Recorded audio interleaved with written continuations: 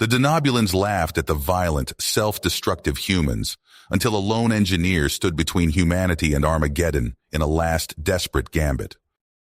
Commander Yaris peered disapprovingly at the latest data streaming in from Earth.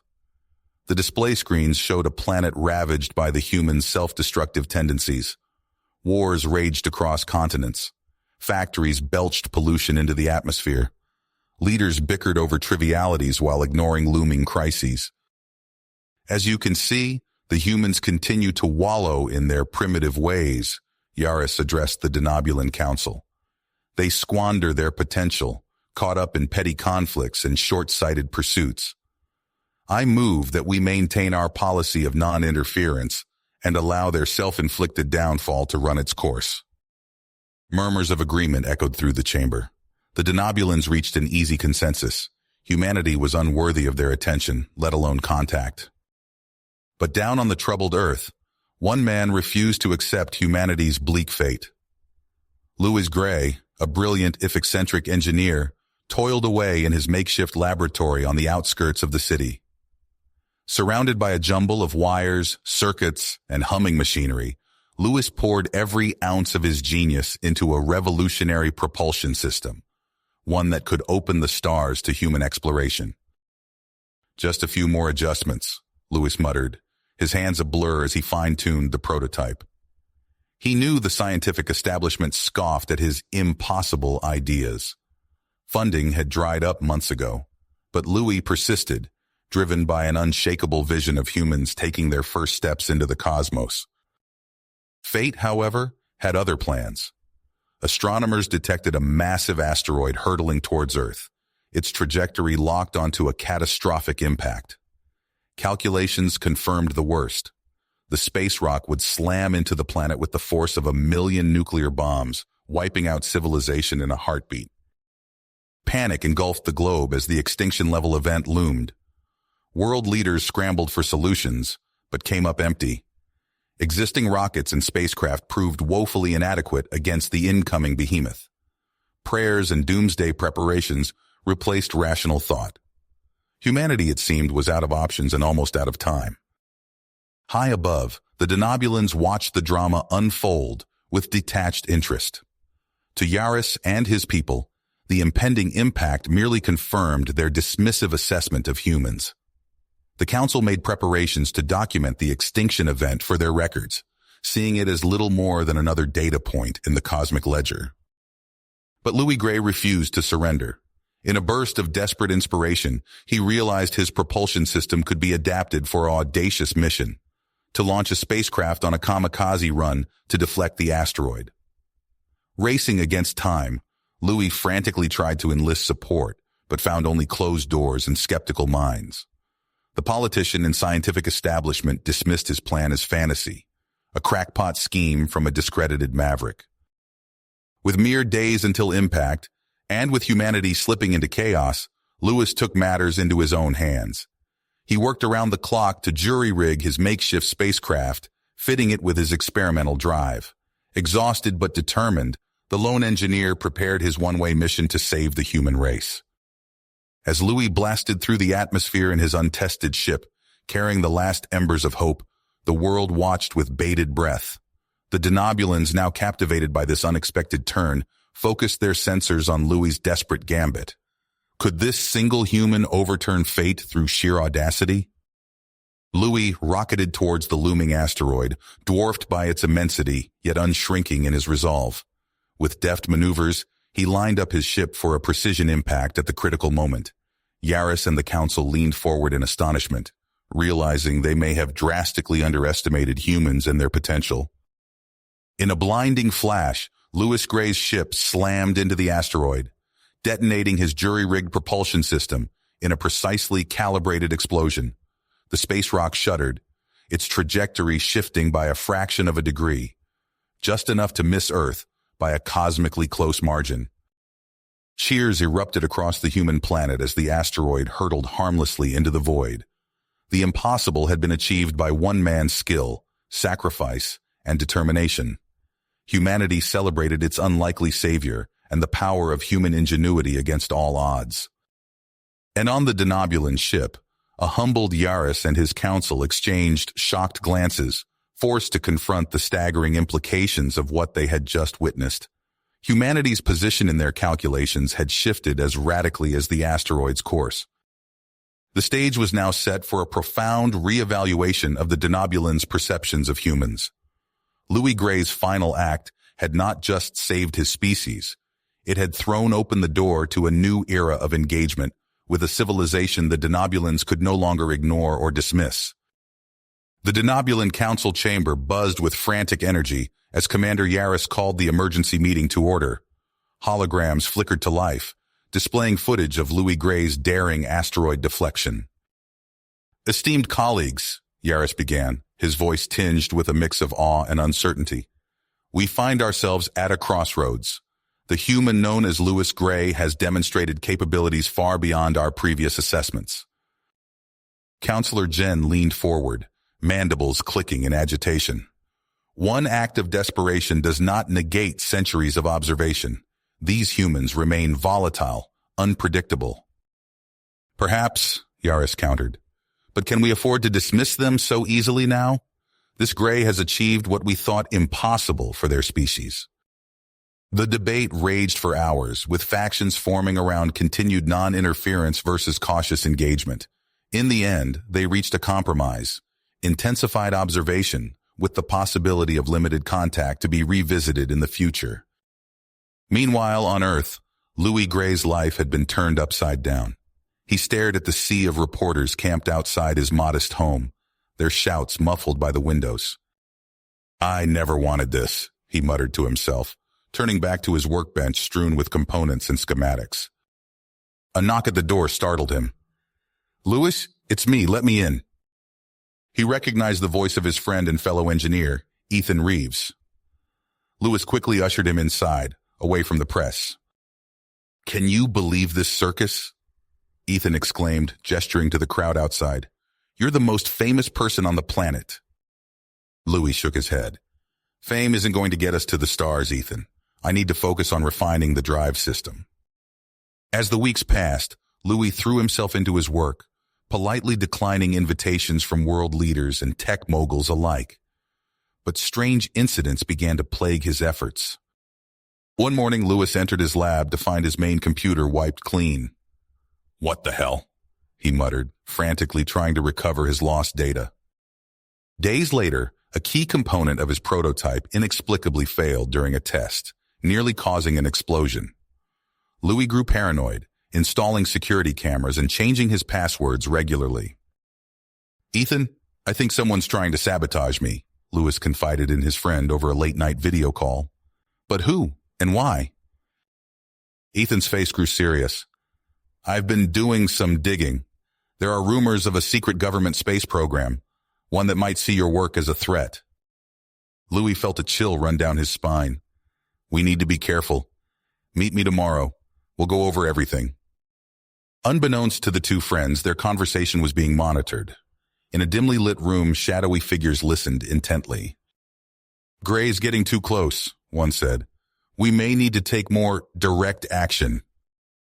As Louis and Ethan delved deeper into their investigation, the Denobulan ship orbiting Earth picked up on the increased activity surrounding the engineer. Commander Yaris paced the bridge, conflicted. "We cannot stand idly by if this human's life is in danger. His potential is too great." "Sir," his second-in-command protested, "direct intervention violates every protocol we have." Yaris stared at the view screen showing Louis's lab. "Sometimes, number one, we must adapt our protocols to fit the situation. Prepare a stealth team. We may need to act quickly." Back on Earth, Louis and Ethan huddled over a collection of documents and data they'd pieced together. "It goes deeper than we thought," Ethan whispered, eyes wide. "This isn't just about suppressing your tech. There's something else they're hiding." Louis nodded grimly. "Whatever it is, it's big enough to kill for. We need to—" The sound of breaking glass cut him off. Dark figures poured into the room, weapons drawn. "Run!" Louis shouted, grabbing a hard drive and bolting for the back door. Ethan was right behind him as they sprinted into the night, hearts pounding. As they fled, Lewis's mind raced. Who were their pursuers? What were they really after? And how far would they go to keep their secrets? Little did Lewis know, the answers to those questions would lead him down a path that would change not just his life, but the fate of two civilizations. The Denobulans watched from above, their own fateful decision looming. The collision course was set, with Earth's future hanging in the balance. Louis and Ethan pored over the data they'd collected, their eyes burning from hours of staring at screens. The revelation of a potential alien artifact on Earth drove them to push harder, sleep less. "Look at this," Ethan said, pointing to a series of anomalous readings. "These energy signatures don't match anything in our databases." Lewis leaned in, brow furrowed. "You're right. And the pattern, it's too regular to be natural." As the two friends delved deeper into their investigation, Commander Yaris made a bold decision aboard the Denobulan ship. "Prepare a covert team," he ordered his second-in-command. "We're going to assist the humans directly." Days later, Lewis and Ethan found themselves trudging through a remote desert, guided by their instruments. The sun beat down mercilessly as they approached a series of weathered stone structures. "This is it," Louis said, wiping sweat from his brow. "The source of the signals." They cautiously entered the ruins, flashlights illuminating dust-covered walls adorned with strange symbols. Suddenly, a low hum filled the air. The ground beneath their feet began to shift. "Lewis, watch out!" Ethan shouted as a section of floor dropped away, nearly sending his friend plummeting into darkness. They scrambled back, hearts pounding. More traps activated. Laser grids, crushing walls, poisonous gas. The two men found themselves cornered, options dwindling. "We can't give up," Lewis said through gritted teeth, searching for a way out. Just then, a shimmering field appeared, and 5 figures materialized before them. Tall, with ridged foreheads and an otherworldly grace, they were unmistakably alien. "We are Denobulans," the leader said, extending a hand. "We've come to help." Lewis hesitated, suspicion warring with desperation. But, as the Denobulans demonstrated their advanced technology, deactivating traps with ease, he realized they might be his only chance. Working together, humans and Denobulans navigated the deadly security system. They reached the heart of the ruins, where a vast chamber opened before them, filled with artifacts beyond imagination. "Incredible," Lewis breathed, taking in the array of alien technology. Among the treasures, they found a device unlike any other, a map of sorts, promising to lead them to even greater discoveries. As they marveled at its complexity, the sound of footsteps echoed through the chamber. "Stop right there!" a voice commanded. A team of armed agents flooded in, weapons trained on the group. In the chaos that followed, Louis found himself fighting alongside beings he'd only just met. Laser fire crisscrossed the chamber as they sought cover behind ancient pillars. "Ethan, grab the map!" Louis shouted, providing covering fire. He saw a Denobulan go down and rushed to help, exposing himself to enemy fire. Pain exploded in his side as a bullet found its mark. Louis stumbled, vision blurring. The last thing he saw was Ethan's panicked face as his friend caught him. "Stay with us, Lewis," Ethan pleaded as they retreated, Denobulans providing support. They escaped the ruins, but Lewis's condition worsened. Blood seeped through makeshift bandages as they raced across the desert, pursued by relentless agents. "We can't go back," a Denobulan said, checking Lewis's pulse with alien instruments. "He needs medical attention we can only provide on our world." Ethan nodded grimly, clutching the alien map. "Then that's where we're going." They reached the hidden Denobulan ship, Louis barely clinging to consciousness. As they lifted off, leaving Earth behind, Ethan watched his home shrink to a blue marble. "Hold on, my friend," he whispered to Louis. "Our journey's just beginning." The Denobulan starship cut through the void, its sleek form gliding past unfamiliar stars. Louis stood at the viewport, his face illuminated by the glow of distant nebulae. Ethan joined him, clasping his shoulder. "Still can't believe we're out here, man," Ethan said, his voice filled with wonder. Louis nodded, tracing constellations he'd never seen before. The map, it's taking us further than we ever dreamed. Days stretched into weeks as they followed the cryptic alien coordinates. The ship's sensors suddenly blared to life, startling the crew. "We've found something," the Denobulan captain announced, gesturing to a holographic display. A massive structure loomed before them, a derelict space station, its hull pitted and scarred by millennia of cosmic bombardment. It orbited a barren, rust-colored world. "Those designs," Louis breathed, recognizing the intricate patterns etched into the station's surface. "They match the artifacts from Earth." The team suited up, their breath fogging their helmets as they approached the airlock. With a hiss of equalizing pressure, they stepped into the alien structure. Emergency lights flickered to life, illuminating corridors choked with debris. Louis ran his hand along a panel, wiping away centuries of grime to reveal pulsing circuitry beneath. "It's still operational," he whispered in awe. They pressed deeper into the station's bowels, Ethan furiously cataloging every discovery. Star charts more detailed than anything humanity had ever created. Schematics for engines that could cross galaxies in the blink of an eye. "Louis, look at this!" Ethan called out, his voice tinged with excitement. He pointed to a holographic display showing a web of energy conduits spreading throughout the station. "The power source! It's like nothing we've ever seen." A low hum filled the air, growing in intensity. Lights blazed to life around them as dormant systems reactivated. "I think we tripped something," Louis said, unease creeping into his voice. The hum became a screech. Panels slid open in the walls and ceiling, disgorging swarms of metallic orbs. Angry red lights blinked on their surfaces as they surrounded the team. "Defense drones!" a Denobulan shouted. The air filled with the sound of energy weapons as the team scattered for cover. Louis dove behind a fallen column, the acrid smell of ozone filling his nostrils as laser fire scorched the metal mere inches from his head. "Ethan!" he shouted over the din of battle. "We need to shut this system down." His friend nodded, already sprinting towards a nearby control terminal with two Denobulans in tow. Louis provided covering fire, his borrowed alien weapon feeling strange yet somehow familiar in his hands. The drones pressed their attack, their numbers seemingly endless. Louis felt a searing pain as a blast grazed his arm. He stumbled, nearly falling into a gaping hole in the floor. That's when he saw it, a shimmering stasis pod, half buried in the rubble. Inside, a figure lay motionless, its alien features barely visible through the frosted glass. Louis made a split-second decision. He pounded his fist on the emergency release, praying the ancient mechanisms still functioned.